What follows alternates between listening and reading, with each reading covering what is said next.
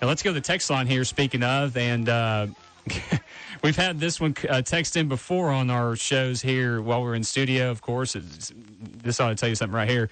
Off the bench, ? I thought this was the Ben Bobick show. That's the only reason I tuned in tonight. Well, good reason. Perfect segue. Let's go ahead and bring him on. Ben Bobick of Local 3 News, the sports director over there, joining us right here on Off the Bench on 102.3. And, Ben, how are we doing this evening? Welcome to the Ben Bobick Show, based on what our texter told us just now. Man, you guys are too kind to me. I unbelievable. Every time I come on this show, it just gets better and better. It's like you guys put something in the water. It's just, I get welcomed with open arms and the red carpet thrown out. This is great.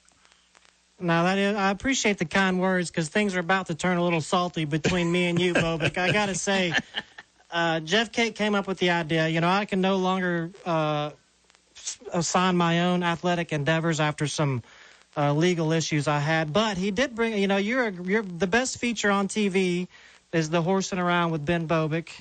And you were given a challenge to come out to the radio ranch to take me on in a game of horse, and you denied it. I've got to go to Detroit. There's some team, some other tournament going on. So I just want to know, are you afraid your TV makeup is going to run? Is the hair gel getting into your eyes?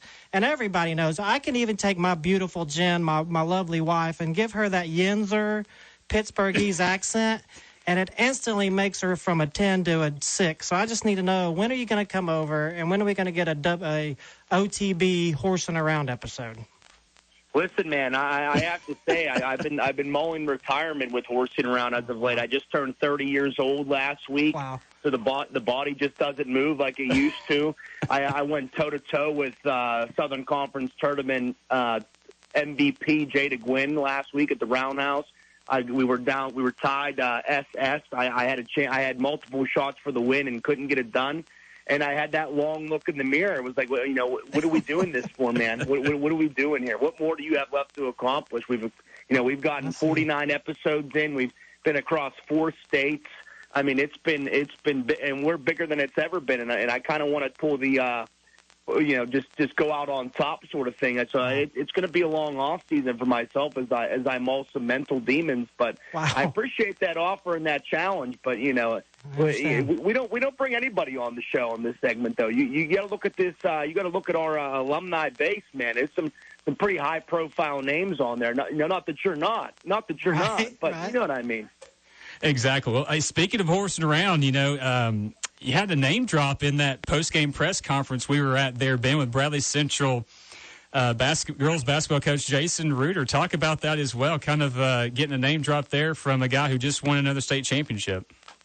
Yeah, that was gigantic for the brand, man. Coach Reuter's been such a great supporter of what we do, and obviously we are big supporters of what he does and his young ladies, man. They are building, and they have built something there that's special, that I think all of us could really appreciate what he does and what those young women do on the basketball court and in their community. It's honestly something special, and it's something you appreciate when you're sitting in our chair and what we do. I mean, getting a chance to kind of tag along and kind of chronicle what this magnificent run that they're on is just so awesome. But he's just been such a big fan of the segment. We've done 2 with Bradley Central over the years, and it's one of those situations where we could go up there every year and do one with one of their girls, but we have to try to spread the love a little bit. But that was a big moment for the brand. You think about a man who just won his 3rd state championship as a head coach, back to back. Only we know the other name in Bradley Central girls basketball history that have done that. So. And that was big. And it was also another big moment this past Saturday for the brand out there in Raleigh, because we had 3 Horsin Around alums playing on the same court in an NCAA tournament game. We had Addie Porter and Jada Gwynn of the Mocs and Madison Hayes, East Hamilton High School. If you remember back, I think it was our 2nd season. She was our first. So she was only the 5th person we ever did one of our segments with, was with Madison Hayes right before during her senior year at East Hamilton, and she's obviously on the NC State squad that's making the Sweet 16. So that was another big moment for us out there on Saturday to have 3 on the same court in an NCAA tournament game. This segment has taken on a life of its own. It's everything I ever wanted to be, and then some. And I still think the best is yet to come for it. I really do. I think we're close to really making it a lot bigger than it already is, and at least better product. I'm always going back to the drawing board after the season and kind of looking like, okay, how can we make this better? And I'm looking forward to continuing to do so. Yeah, for sure, man. It's definitely good to see those local stories doing things at the next level, and you're very familiar with that as well. So, well, man, let's go ahead and just dive right into some Big Orange basketball talk. Obviously, you were in Charlotte this past weekend with Tennessee and Rick Barnes' squad, and kind of talk about what you saw. And, obviously the Texas game, it kind of looked dicey there. They weren't hitting, let's be honest, hardly anything, from beyond the arc, but, the lockdown defense was able to come through in a big way and got into the Sweet 16, and now a big task for them in Detroit against Creighton this coming Friday night or just after 10 o'clock. So hope you have the energy drinks ready to go, my friend, when you go up there to cover that game for Local 3 News. Yeah, man, it was cool to be in the building for that Texas game because it was special. I mean, Rick Barnes, everybody downplays it, right, when you go into it, especially him. He's like, we're here to focus on the game. But he did open up a little bit at the podium kind of talking about Texas and his time there, and he had nothing but great things to say, as he should. I mean, it was 17 great seasons there. They went to a Final Four. You think about all the success he's had. And head coach of the Longhorns, Rodney Terry, obviously had plenty of nice things to say about Coach Barnes. I mean, you got to think he was really the guy that gave him that first shot. And so it was everything we expected it to be and then some. I think it kind of came down. I honestly thought it was everything we expected because we knew it was going to be a defensive battle because both teams like to pride themselves on their defense. We kept talking when we were previewing it. That's one thing I just kept repeating was just, hey, Texas held their team to less than 50 points. So to Tennessee, this is going to be sort of a points at a premium sort of game. And why I gave Tennessee the edge, and I think why ultimately they won that game, is they just had the more offensive star power, right?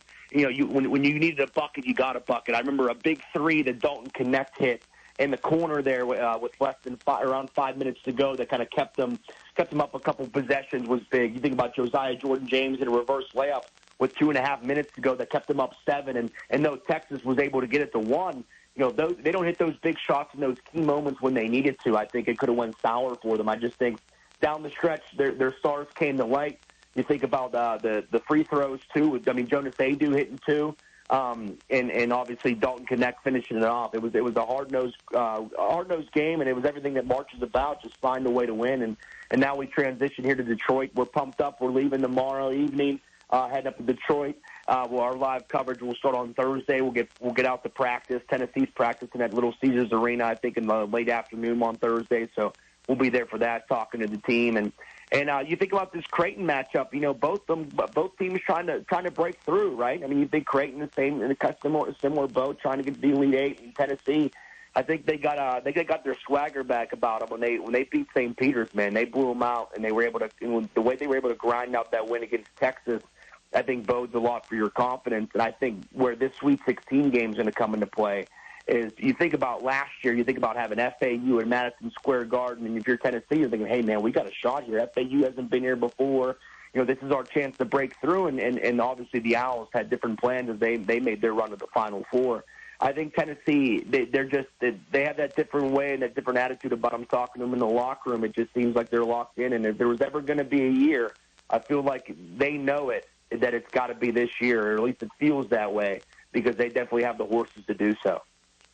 Yeah, I have to have you on, and I know we had Blood on Raw, we got the Final Boss, we got the American Nightmare. Gosh. We don't got much time, but WrestleMania 40, does Mike Tyson show up and knock out Logan Paul to hype up the boxing match later on with the brother?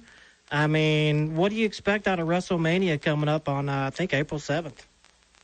Hey, Raw last night was awesome with The Rock and how he was able to that ending, man, front to finish was excellent. But I got a funny feeling The Rock's going to turn over here soon, because I feel like the ultimate goal was always to have The Rock versus Roman Reigns. And I think it might get the Bloodline rules on Sunday night. And I wouldn't be surprised if I see The Rock turn on Roman when Roman needs the most and Cody finishing the story. I mean, if there was ever a time for it to happen, I feel like it's got to be now if you're Cody Rhodes. Because if you don't win on Sunday and win the world title, when are you ever going to do it? Because, I mean, you're in an elite group right now of back-to-back Rumble winners.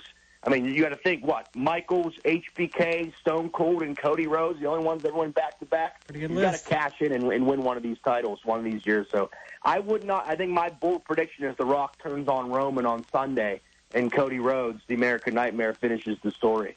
Okay, well, one more bold prediction before we get you out of here. You're going to see it this coming weekend. Does Tennessee have enough to get past Creighton and possibly Purdue to get to the Final Four, or do you think Purdue is just too much?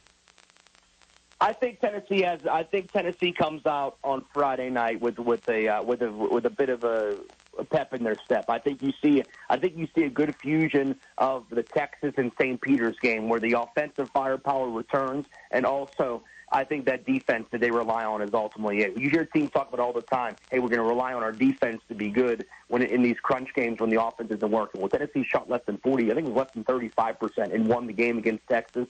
They're going to rely on that hard-nosed defense, I think, against Creighton. I think it's going to be a defense that Creighton may not be used to.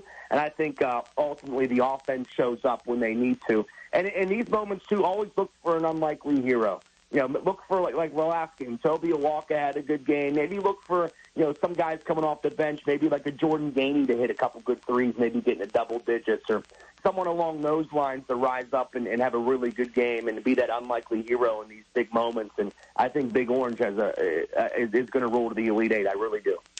Well, Ben, we appreciate you taking the time, brother, as always. I know, like you said, you guys are heading out tomorrow to Detroit. Local 3 news or sports coverage of Tennessee in the Sweet 16 Friday, man. It's hard to believe it's going to be here. And we covered Tennessee basketball, wrestling, and horsing around. That's about the normal stuff we talk about right here on Off the Bench. But we appreciate you taking the time, man, and we'll talk soon. Thanks, Ben. And safe travels up to Detroit, okay? Appreciate it. We'll have to link up. I want to come back in studio. We could talk about that game of horse, man. We'll talk about it long term. But I appreciate you guys having me on as always, man. Thank you.